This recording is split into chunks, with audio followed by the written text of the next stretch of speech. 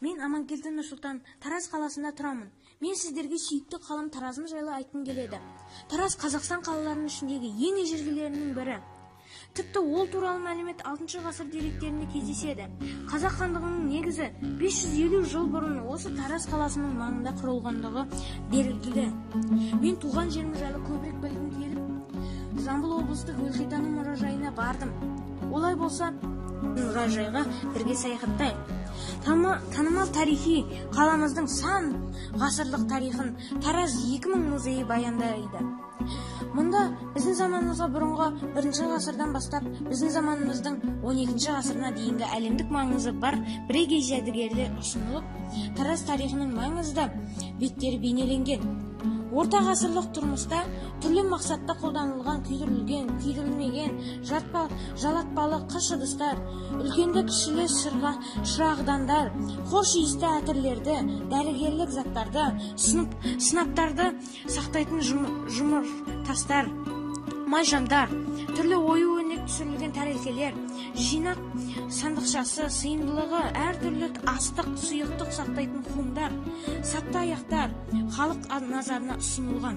Сондай-ақ Тараз қаласы Ұлы Жібек жолы бойына орналасқан ірі маңызды сауда орталығы және бірнеше түркі мемлекеттерінің орталық қаласы болған. Жамбыл облысының жауһарлары архитектуралық ескерткіштерге ерекше назар аударылған.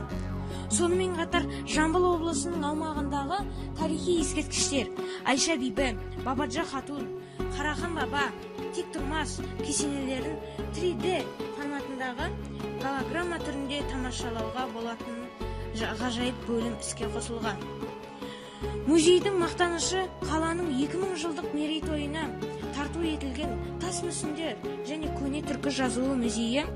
Музейдің ерекше конструкциясы дөңгелек пішінді тас мүсіндер қойылған қорғандарды, көшпелілердің баспанасы киіз үйді еске түсіреді және жартылай пішін уақыт пен ұрпақтар байланысы. Бұл музейде тас мүсіндер өздерінің табиғи орындарына ұқсатып қойылған ежелгі тайпалардың, халықтардың тарихын баяндайды. Музей экспозициясының балбал тастар 6-13 ғасырлар жазылған мәтіндері түркілер тарихынан айтарлықтай ақпараттар береді. Мұндай музей посткеңестікте жоқ, тек біздің Тараз қаласында арнайы салынған. Музей экспозициясына қойылған материалдар Жамбыл облысын Тараз қаласының көне дәуірден бүгінгі күнге дейінгі бай тарихын қамтиды.